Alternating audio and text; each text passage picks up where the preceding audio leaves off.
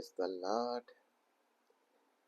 कल मुझे एहसास हुआ कि जब हम बाइबल स्टडी कर रहे थे यूहन्ना 4 के ऊपर, कि हमें बाइबल अध्ययन करते समय कुछ बुनियादी बेसिक गाइडलाइंस के साथ में चिपके रहना चाहिए। कई बार हमारी ऑब्जर्वेशन ठीक तरह से ना करते हुए हम कहीं ना कहीं इधर उधर हम भटक लेते हैं, क्योंकि बाइबल स्टडी का एक सिद्धांत है, एक प्रिंसिपल है, इंडक्टिव, वो भी इंडक्टिव बाइबल स्टडी का, कि जितनी एक्यूरेट सटीक ऑब्जर्वेशन होगी उतनी ही सटीक एक्यूरेट आपकी इंटरप्रिटेशन होगी, मतलब निकालोगे, और उतना ही एक्यूरेट आपकी एप्लीकेशंस होगी। आपके जीवन को बदल डालने का जो वचन आपके पास निकलेगा, ये डिपेंड करता है कि आपने वचन को कैसे पढ़ा। अभी तक जो हमने सीखा कि परमेश्वर हमारे साथ निकटतम नजदीकी संबंध रखता है, यस, वो हमसे बातचीत करता है, यस, वो हमको सिखाना चाहता है, बताना चाहता है, और बहुत कुछ हो भी रहा है। परमेश्वर हमें सिखाना चाहता है कि हम उसकी आज्ञाओं का पालन करें तो आशीष मिलेगी, और अगर हम उन आज्ञाओं में, उन गाइडलाइंस में, उसके वचन में नहीं चलते, कहीं ना कहीं हमारे जिंदगी के अंदर कुछ एक दुखद परिणाम भी हो जाते हैं, और कई बार हम उसको समझते नहीं है। तो परमेश्वर चाहता है कि हम सच्चाई को जाने। सच्चाई, परमेश्वर हमको बहुत सारी बातें सिखाना चाहता है अपने वचन के द्वारा, पर ज्यादातर वो बड़ी धीरे धीमी आवाज से बोलता है। तो वचन पढ़ते हैं, उसकी आवाज बड़ी धीमी होती है। उसके वचन को सुनना होगा, समझना होगा, मन की तैयारी करनी होगी। इंडक्टिव बाइबल स्टडी का मतलब होता है कि ये धीरे धीरे वचन को पढ़ो, और ये वचन हमारे ज्ञान का असली सोता है। और ठीक है, बहुत सारे ज्ञानी स्कॉलर्स हैं जिन्होंने किताबें लिखी हैं, उनको भी आप पढ़ सकते हो, पर लेकिन सबसे बढ़िया तरीका ये है कि हो सकता है कि वो गलत भी हो, कहीं ना कहीं कुछ एरर भी हो सकता है, पर लेकिन सबसे बढ़िया तरीका कि हम खुद परमेश्वर के वचन को सीखें। हाँ, उसके बाद आप कमेंट्रीज वगैरह भी पढ़ सकते हैं। इंडक्टिव बाइबल अध्ययन के लिए कम मुख्य रूप से हम, है ना, हमेशा मैं इस बात को याद दिलाता हूं कि 3 भागों में आप इसे बांट सकते हो। अध्ययन का जो मेथोडोलॉजी, ऑब्जर्वेशन, इंटरप्रिटेशन और एप्लीकेशन, यानी अवलोकन करो, मतलब या व्याख्या निकालो, उसके बाद में लास्टली हम उसकी एप्लीकेशन या लागूकरण कह सकते हैं। अब सवाल ये है, हम कई बार ऑब्जर्वेशन को छोड़कर कहीं अगले दूसरे तीसरे स्टेप में चले जाते हैं। मैं चाहूंगा कि आज मैं थोड़ा सा समय लूंगा, हो सकता है ये वीडियो में काफी ना हो, मैं अगला वीडियो भी करूंगा कि ऑब्जर्वेशन क्या होती है, ऑब्जर्वेशन का मतलब क्या होता है। असल में ऑब्जर्वेशन का मतलब ये है कि जो टॉपिक हम पढ़ रहे हैं, सपोज कुछ एक हमने आयतों को या चैप्टर को या पढ़ा, मुख्य रूप से मोटा मोटी आउटलाइन, वो हमसे क्या कहता है। ये जो आपकी आउटलाइन ओवरव्यू भी इसको बोलते हैं, कि आपको बाहरी ओवरव्यू देखने से आपको क्या दिखाई दे रहा है, ये आपकी सॉलिड फाउंडेशन होगी, पक्की नींव। अब जब हम परमेश्वर के वचन का अच्छी तरह से एक ऑब्जर्वेशन करेंगे, तभी तो उसका हम मतलब निकालेंगे, उसके बाद में लागूकरण, एप्लीकेशन। कई बार हम परमेश्वर के वचन को सिर्फ आंखों से पढ़ते हैं, आंखें देख रही है, पढ़ रही हैं, पर मन कहीं और है। बहुत बार, कई बार मैं भी शायद कभी ऐसे ही करता था। ऐसे लगता है, माइंड में आता है कि परमेश्वर का वचन, जैसे बाइबल पढ़ लिया तो कुछ जादू है ये, कि वचन पढ़ लिया तो मेरी ड्यूटी खत्म, बस रीडिंग ओनली, आंखों से पढ़ना। ये सिर्फ पढ़ना नहीं है। अगर आप इसके पढ़ने से आपके जीवन में बदलाव नहीं आता, तो ये आपकी स्टडी या बाइबल रीडिंग नहीं है। मन से पढ़ना है, विश्वास के साथ पढ़ना है। ऑब्जर्वेशन करने का मतलब ये है कि वचन को समझो, कि ओवरव्यू लेते हुए इसका संदर्भ क्या है, कॉन्टेक्स्ट क्या है। जब तक हम इस कॉन्टेक्स्ट को नहीं समझेंगे, और ये कोई एक दिन में नहीं आता, इसको लगातार जब भी आप बाइबल पढ़ेंगे, जब भी आप अभ्यास के साथ धीरे धीरे आपका ऑब्जर्वेशन करने की टेक्निक और उसकी व्याख्या करनी और अप्लाई करना, ये आपके रोजाना के बाइबल स्टडी में आपके साथ हो सकता है। ऑफ कोर्स इंटरप्रिटेशन का मतलब ये है कि संदर्भ को, जो भी कॉन्टेक्स्ट आपने पढ़ा है, उसका मायना क्या है। जितना आप ऑब्जर्व करोगे, जितना ज्यादा, कीप ऑन रीडिंग। नहीं समझ में आया, फिर से पढ़ो। जितना ऑब्जर्व करोगे, उतना ही आपका इंटरप्रिटेशन एकदम से परफेक्शन की ओर होगा। जल्दबाजी में अगर परमेश्वर को वचन को पढ़ा हमने या सुना, उसके अंदर कहीं भी हमारी अंडरस्टैंडिंग में कुछ भी गलती हो सकती है, ठीक है। तो और दूसरी चीज, इंटरप्रिटेशन का मतलब या बेसिक्स ये नहीं है कि लोग क्या कहते हैं। बहुत बार हमारा हमारा बातचीत के अंदर या हमारे कहीं ना कहीं विचारों के अंदर लोगों की बातें, लोग क्या कहते हैं, उसको नहीं रखना बीच में। लोग क्या कहते हैं, नहीं, वो हमारे को कुछ मायना नहीं है। हमारा फोकस सिर्फ इस बात के लिए होना चाहिए कि परमेश्वर का वचन क्या कहता है। और फिर जब हम इस तरीके से हम वचन को पढ़ते हैं, तो आपकी ऑब्जर्वेशन और इंटरप्रिटेशन दोनों साथ साथ भी चल सकती है। ये प्रैक्टिस के साथ होगा। जैसे हम प्रैक्टिस करते जाएंगे, तो हम ऑब्जर्वेशन इंटरप्रिटेशन को साथ साथ भी कर सकते हैं। बस याद रखना है, इंटरप्रिटेशन तभी होगी अगर हमारी ऑब्जर्वेशन सही होगी।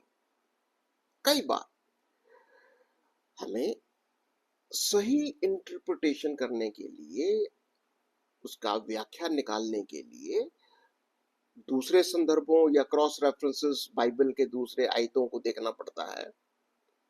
कई बार बाइबल का वर्ड स्टडी भी करना पड़ता है, जैसे यूनानी शब्द है, इब्रानी शब्द है, या कोई भी मूल भाषा का, असल में अगर मूल भाषा के शब्द को भी निकालना पड़ता है, या कई बार सही मतलब निकालने के लिए हमको देखना पड़ेगा कि ये कोई ऐतिहासिक घटना है, कोई सामाजिक संदर्भ है,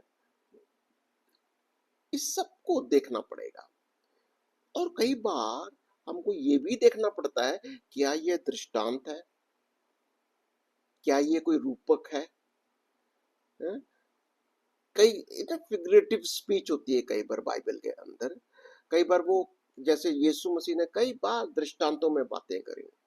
हम्म, कई बार इट इज हिस्टोरिकल, ऐतिहासिक होती है। कई बार तो कविता टाइप है, जैसे भजन संहिता है या नीति वचन है, कविताओं का आधार होता है। आप इसको वन टू वन ऐसे नहीं ले सकते कई बार। तो धीरे धीरे हम इसको समझना होगा कि जब हम इंटरप्रिटेशन करेंगे, कुछ बेसिक चीजों को समझना होगा। और जब हम एप्लीकेशन को लागू करते हैं, उससे पहले याद रखना है कि सबसे महत्वपूर्ण हमारा जो फाउंडेशन है, खंबा, स्तंभ, वो हमारी ऑब्जर्वेशन है। याद भी ये रखना है कि वचन वचन की व्याख्या करता है, कुछ भी हो जाए। वचन का सही मतलब करना है तो वचन वचन से ही मतलब निकालना होगा। कई बार हम इसको अपने लेवल पर इसका मतलब निकालते हैं, नहीं, वचन हमेशा वचन से ही उसकी व्याख्या करेगा। और अगर हम इसको इस तरीके से उसका मतलब निकालेंगे और लागू करेंगे, परमेश्वर, उसका वचन हमसे बातें करना शुरू कर देता है और ये हमारी जिंदगी को बदल देता है। अब जब हम सही टेक्निक को सही तरीके से परमेश्वर के वचन को सुनते हैं, मानते हैं, अब मालूम क्या होता है फिर? परमेश्वर के सामने वचन के लिए उसको उसको फॉलो करना नहीं करना, ये हमारी अपनी जिम्मेवारी हो जाती है। ये क्योंकि मैंने समझ लिया ना, अब मेरी जिम्मेवारी है कि मैं इस वचन को मानूं या ना मानूं। और दूसरी चीज, सही तरीके से जब वचन को सीखते हैं, देखो, सुनी सुनाई बातों पर चलोगे तो फिर आपकी जिम्मेवारी नहीं है। आपकी जिम्मेवारी या आपका सही रिश्ता परमेश्वर के साथ तभी होगा जब उस वचन को आप अपने ऊपर लागू करोगे। आपका सही रिश्ता यीशु मसीह के साथ, परमेश्वर के साथ तभी हो सकता है जब हम उसके वचनों का सही मायना समझकर उसको अपनी जिंदगी में लागू करते हैं। देखो, दूसरा तिमुथी 3 और उसकी 16वीं आयत में लिखता है कि संपूर्ण पवित्र शास्त्र परमेश्वर की प्रेरणा से लिखा गया। क्यों?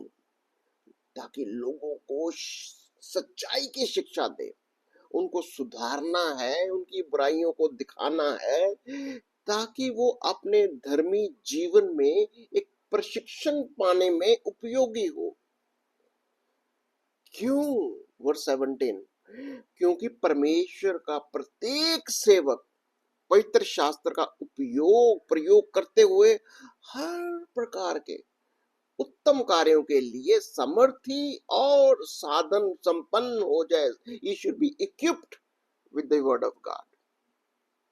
इसीलिए परमेश्वर का वचन को सीखना, समझना, ये हमारी जिम्मेवारी बन जाती है। ठीक है, ये ध्यान रखना है। अब एप्लीकेशन, जब हम कहते हैं कि एप्लीकेशन लागू करना है, एप्लीकेशन का मतलब क्या है? जब हम जान जाते हैं, जान जाना, जब तक ये कन्विक्शन नहीं आ जाती कि परमेश्वर क्या कहता है, उसका क्या मतलब है और उसकी सच्चाई मेरी जिंदगी में कैसे लागू होती है, हम जिंदगी के हर एक मोड़ पर परमेश्वर के वचन को लागू कर सकते हैं। एवरी सिचुएशन, हर प्रकार से हम अपने जीवन में परमेश्वर को महिमा देना सीख जाते हैं और उसकी इच्छा को पूरा कर सकते हैं। और लोगों की ये गवाहियां हैं, जिन लोगों ने वचन को सही तरीके से पढ़ना, सीखना, सिखाना, प्रचार करना, गवाहियां देना वचन के अनुसार, तो लोगों की ये गवाहियां होती हैं। याद है जब दानियल 11 और उसके 32 आयत में दानियल कहता है कि बहुत देखो, जब जब दुश्मनों ने अटैक किया इजराइलियों के ऊपर, तो क्या लिखता है, वो उत्तरी राजा यानी वो जो बाबिलोन से आए राजा या दूसरे राजा आए, झूठी और चिकनी चुपड़ी बातों से उन यहूदियों को वो छलेगा। कौन से? ये बाहर के राजा लोग जो पवित्र वाचा का पालन करना छोड़ चुके हैं, जो वचन को नहीं जानते, वह यहूदी और बुरे पाप करने लगेंगे। वो यहूदी जो लोग वचन को नहीं जानते, वो पाप करने लगेंगे, क्योंकि वो यहूदी जो जो परमेश्वर के वचन को जानते हैं, किंतु वो यहूदी जो परमेश्वर को वचन को जानते हैं उसका अनुसरण करते हैं और अधिक सुदृढ़ हो जाएंगे और वह पलट कर युद्ध करेंगे। अगर प्रभु आपको सुदृढ़ करना चाहता है, मजबूत करना चाहता है कि आप संसार के शासकों, शैतान ना, आत्मिक संघ, वो जो शैतान की शक्तियां हैं, अगर हमें उनसे युद्ध करना है तो परमेश्वर का वचन, उसको हमें लगातार, हमें उसमें मजबूत होना है। और ये सारी बातें तभी होती हैं जब हम अच्छी तरह से वचन की को ऑब्जर्वेशन में एकदम से परफेक्शन, सटीकता, लगातार अभ्यास, और इसके लिए समय की जरूरत होता है। कई बार हम समय नहीं निकालते और इसीलिए हमारी कहीं ना कहीं वचन को पढ़ना, उसकी ये जो स्किल है, बेसिकली ऑब्जर्व करना, this is a skill. Inductive Bible study is a skill, और इसके लिए आपका अभ्यास चाहिए, इसके लिए आपको समय की जरूरत होता है, रोजाना, एवरी डे। देखिए, मैं हमेशा लोगों से ये सलाह देता हूं, रोज आप किसी न किसी बाइबल स्टडी ग्रुप के अंदर शामिल हो जाइए, चाहे आप पर्सनल, अब और दूसरी चीज पर्सनल, आपकी व्यक्तिगत बाइबल स्टडी करने की आदत होनी चाहिए। रोजाना आप कितने भी व्यस्त क्यों ना हो, कम से कम 1 घंटा, आधा घंटा, जो भी आपका डिवोशन का टाइम है, आपका बाइबल का अध्ययन एक अभ्यास हो जाता है। एवरी डे हम वचन, देखो कितनी बार भी हम वचन को पढ़ लेते हैं, again back to the basics, observe करो। हालांकि हमने कई बार वचन को पढ़ा होता, फिर ऑब्जर्व करो, फिर ऑब्जर्व करो, फिर इंटरप्रिटेशन निकालो, फिर देखो पवित्र आत्मा आपको यही सिखाएगा, ये सीक्वेंस के साथ बार बार ऑब्जर्व करो। क्योंकि क्या कर रहा है पवित्र आत्मा? हमारे को, हमारे माइंड की, ज्ञान की इंद्रियों को खोलता है, वो और इंटरप्रिटेशन देगा और एप्लीकेशन देगा, और ये जो अभ्यास है हमारा, ये हमारा लगातार होता जाता है। अच्छा, इससे पहले कि मैं आगे बढ़ूं, मैं चाहूंगा कि कुछ एक नियमों को याद रखें। ये जो ऑब्जर्व करना, अभी हमारा टॉपिक चलेगा सिर्फ ऑब्जर्व करना, कैसे ऑब्जर्व करना, लेकिन उससे भी पहले मैं चाहूंगा हम कुछ एक नियमों को बांध लें, इससे पहले कि हम बाइबल अध्ययन को शुरू करें।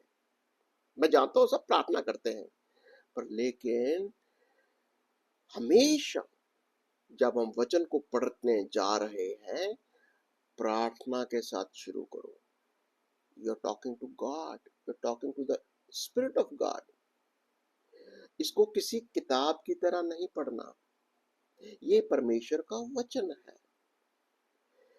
इसको जब भी हम पढ़ते हैं, इसको कई बार ना हम एक आधी आयत पढ़कर हम बड़े संतुष्ट हो जाते हैं, बड़ा, फिर वो वचन आपसे बात नहीं करेगा। स्टडी एज ए होल, पूरा टॉपिक कॉन्टेक्स्ट को पढ़ो।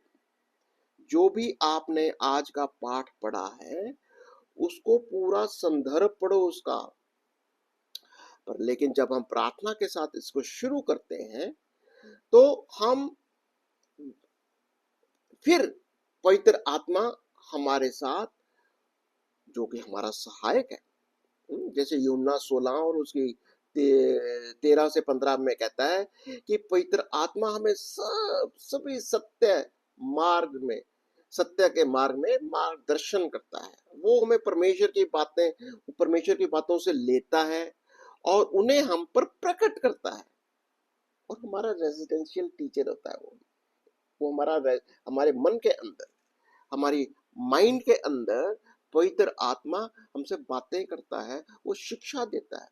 इसलिए परमेश्वर से उसकी पवित्र आत्मा के द्वारा प्रार्थना करें। जब भी प्रार्थना करें तो पवित्र आत्मा से पूछो, उससे बातचीत करो। और वचन कहता है, भजन 119 का 18 में कहता है कि वो हमारी आंखें खोल देता है कि हम उसके वचन से अद्भुत बातें देख सके। इंटरेस्टिंग। प्रार्थना करेंगे, पवित्र आत्मा आपको दिखाएगा और सिखाएगा। अच्छा, वो एक पहला प्रिंसिपल है कि हम प्रार्थना के साथ चले। दूसरा, जब हमने किसी भी कॉन्टेक्स्ट को ओवरव्यू करके देखा, अब हम करना क्या है, इस कॉन्टेक्स्ट को, इसके इसके आइडेंटिफाई करो कि भाई ये कॉन्टेक्स्ट, ये जो मैंने पढ़ा है, इसका थीम क्या है। हमेशा मैं, अब मेरे ग्रुप के अंदर मैं सबको ये कहता, सबसे जब भी एक एक पर रीडिंग कर लेते हैं, मैं पूछता हूँ इसकी थीम क्या है, कॉन्टेक्स्ट क्या कहना चाहता है, ओवरव्यू। जब तक हम एक थीम को नहीं पकड़ेंगे, हमारा अध्ययन, हमारी ऑब्जर्वेशन शुरू ही नहीं हो सकती है। क्यों? क्योंकि वो फिर हमारी अध्ययन वहीं से शुरू होगा जब हमारा ऑब्जर्वेशन में मैंने उसकी थीम को पकड़ लिया। उसके गहरे इवैल्यूएशन कभी होगी जब हमने उसकी थीम को पकड़ लिया, कॉन्टेक्स्ट को पकड़ लिया, और उस संदर्भ के प्रकाशन में फिर देखना है कि वचन की व्याख्या क्या है। Then comes the interpretation. क्यों? क्योंकि संदर्भ हमेशा व्याख्या, इंटरप्रिटेशन, उसको, ये नियम है।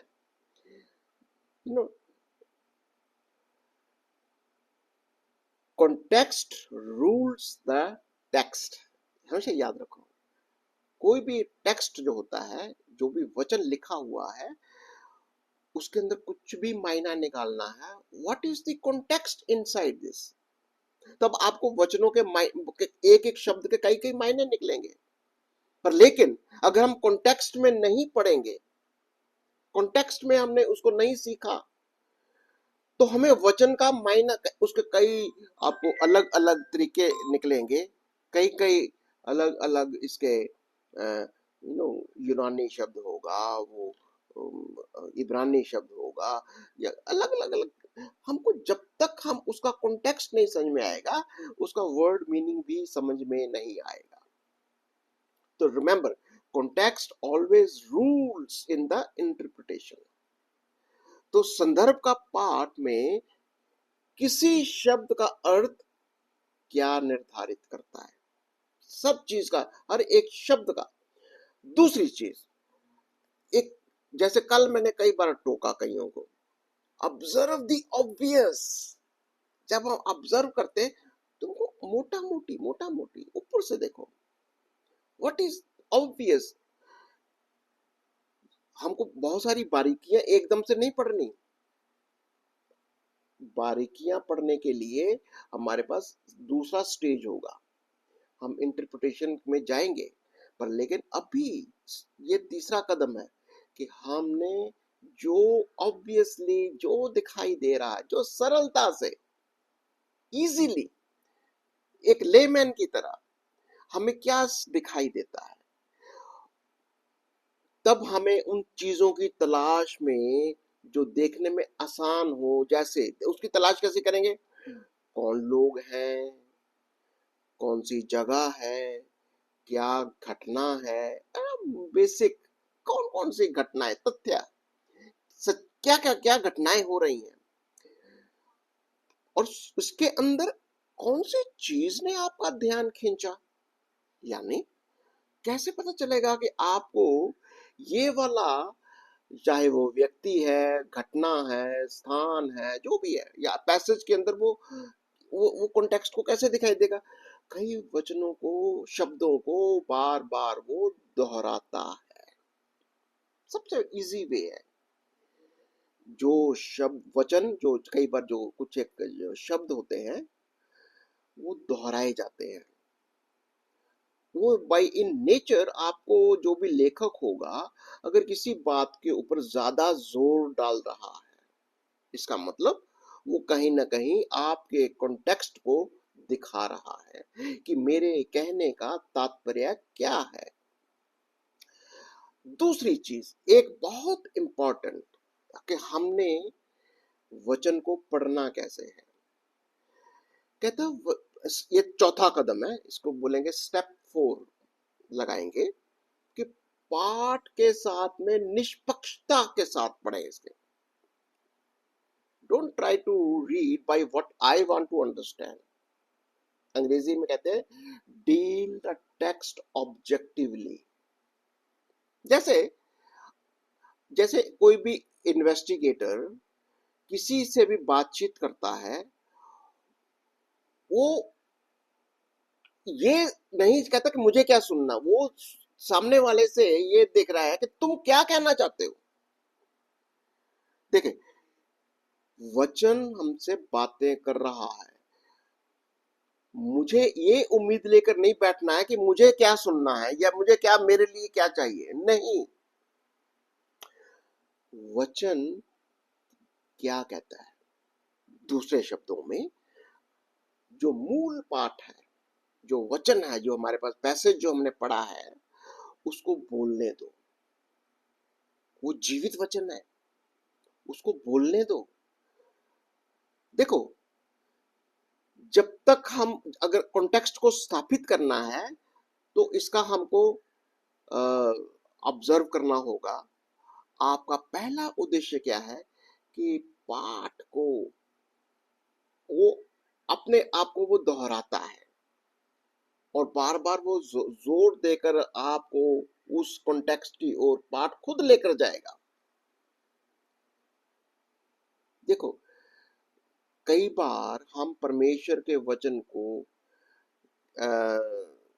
ऑब्जेक्टिव रूप से पढ़ने की बजाय, ऑब्जेक्टिव का मतलब, जब आप, ये जो मैं भी कह रहा था कि बिना मेरा इंटरेस्ट, उसका वचन का ऑब्जेक्ट क्या है, मैं उसको, इसके उल्टा हम सब्जेक्टिव रीडिंग करते हैं। सब that mean subject to my interest. वो, अगर आप इसको बोल दो तरीके की रीडिंग हो गई। एक हो गई ऑब्जेक्टिव रीडिंग, सेकंड हो गई सब्जेक्टिव रीडिंग।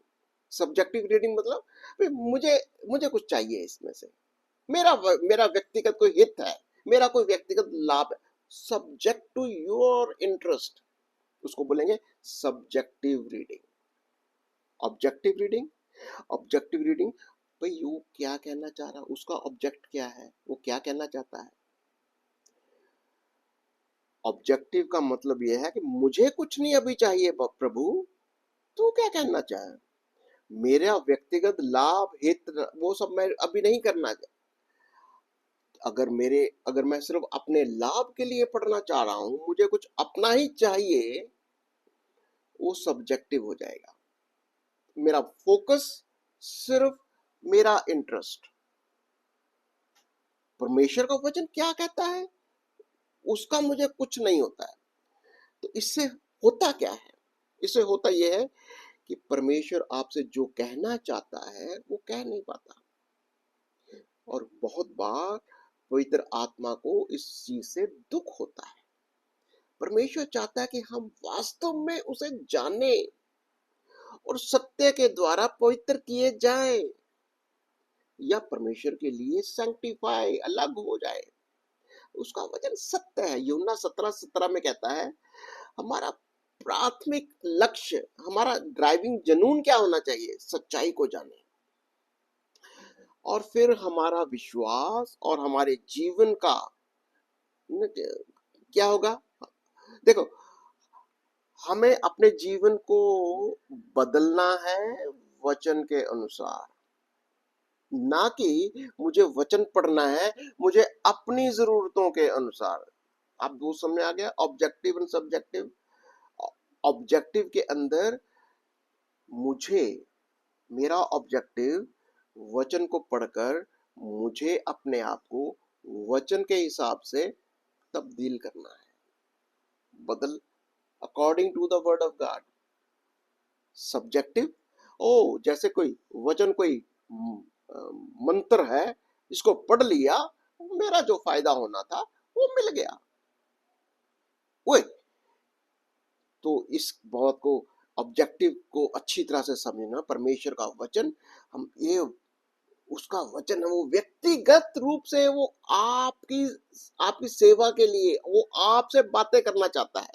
ये जीविता वचन है, और इसीलिए इसकी संदर्भ जो भी ये आपका वचन जो हम पढ़ रहे हैं उसके संदर्भ की खोज करो। वचन कहना क्या चाहता है? सबसे पहले पाठ को देखो, उसको बिल्कुल बिना लाइक जैसे जैसे एक इन्वेस्टिगेटर होता है कोई, आपको सिर्फ देखना है, सुनना है उसने कि लेखक जो भी लिख रहा है, जिसने भी लिखा है वचन को, वो कहना क्या चाहता है और परमेश्वर आपसे क्या बात करना चाहता है। और दूसरी चीज, वचन चाहता है, परमेश्वर चाहता है कि इसको अपने ऊपर पर्सनलाइज करो, इसको निजी अपने ऊपर लागू करो। कई बार मैं इस बात को याद दिलाता हूं, अपना नाम लिख दो। अगर प्रभु किसी से बात कर रहा है तो उसमें अपना नाम जोड़ दो। इससे आपको बहुत आसानी होगी कि कैसे उसकी एप्लीकेशन तक उतर जाना है। तो परमेश्वर का वचन ऑब्जेक्टिवली पढ़ना है। ऑब्जेक्टिवली ना, परमेश्वर को वचन को बात करने दो। तो आप क्या समझते हो, कैसे महसूस करते हो कि परमेश्वर आपसे कैसे बातें करता है जब उसको बात करने दोगे? अब परमेश्वर के वचन को व्यक्तिगत रूप से, यानी जब ये बातें करना शुरू हो गया, अभी आपने समझ लिया कि प्रभु ने मुझे बताया लड़ से कि मैं पापी हूं, मेरा ध्यान प्रभु की ओर नहीं है। अब क्या करना है एप्लीकेशन में? तब जाकर you can go to the subjectively. हाँ प्रभु, अब मैं क्या करूं? वो सब्जेक्टिव रीडिंग हो जाएगी। सब्जेक्टिवली का मतलब अब प्रभु से बोलो कि प्रभु अब मैं क्या करूं। वो एप्लीकेशन में भी चला जाएगा कि हम परमेश्वर को आत्मा के द्वारा बात करो। अब अपना फायदा देखो, पहले उसकी बात सुनो ऑब्जेक्टिवली, स्ट्रेट वे। जैसे कहते हैं ना कई लोग, प्रार्थना में एप्लीकेशन नहीं डाल के छोड़नी, ऐसा नहीं है। पहले परमेश्वर को बात करने दो ऑब्जेक्टिवली। जब उसने बात कर ली, फिर अपनी बात करो सब्जेक्टिवली, यानी अब पवित्र आत्मा से बोलो कि मैं क्या करूं, मेरे लिए तू क्या कहना चाहता है, फिर अपना इंटरेस्ट बताओ। तो पवित्र आत्मा आपसे बात करेगा, और जो कुछ उसके वचन में है अपने हृदय में उसको ले आओ। तब आपको पता चलेगा कि परमेश्वर का वचन, उसका संदेश, वो जो कॉन्टेक्स्ट है वो आपके जीवन में कैसे काम करता है। आप बाइबल स्टडी को इंडक्टिव रूप से इसको अध्ययन करिए, इसको बिल्कुल भक्ति भाव के साथ, विद लॉट ऑफ, देखो कई बार हम डेडिकेशन के साथ, प्रार्थना के साथ इसको नहीं पढ़ना चाहते। बहुत सारे लोगों में ये आदत होती है, एक टाइम पास है, बाइबल पढ़ना मतलब कुछ जल्दी में कुछ पढ़ दिया। इवन प्रेयर भी जल्दी नहीं, जल्दबाजी नहीं करनी है। प्रभु आपसे क्या कहना चाहता है, प्रभु आपके साथ क्या क्या उसका संबंध है, वो बताना, वो समझना बहुत जरूरी है। एक चीज और मैं कहूंगा, पांचवी, जो कि मैं इसको आज फाइनल करूंगा, जब भी पढ़ो तो एक मकसद के साथ पढ़ो। Read with a purpose.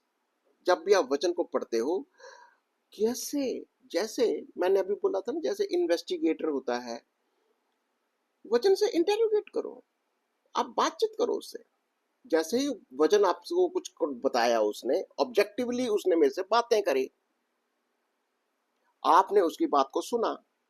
अब अब आपने वचन से क्रॉस क्वेश्चन कर, कभी भी आप देखो, वन वे कम्युनिकेशन नहीं होता। परमेश्वर आपसे बातें करना चाहता है, वो चाहता है कि हम उसके साथ पूछताछ करें, हम उसको इंटेरोगेट करें, पूछना है, और हमें कुंजी शब्दों को निकालना है। क्या? 6 क लगाओ। कौन, क्या, कब, जितने भी आपके सवाल आते हैं, आप उनके साथ में वचनों की पूछताछ करो। जैसे ही आप इन वचनों की 6 क लगा दोगे, कब, क्या, कैसे, ना अंग्रेजी में कहेंगे, में कहेंगे कि who, who, what, when, where, why, how, ये सारी चीजें जब हम आप उन चीजों को देखेंगे, अलग अलग चीजों में आप उसी वचन में खोजबीन करेंगे, आपकी ऑब्जर्वेशन में बहुत सटीकता आ जाएगी, और आपकी व्याख्या, इंटरप्रिटेशन, सॉलिड फाउंडेशन, आप अच्छी तरह से वचन को सीख जाएंगे।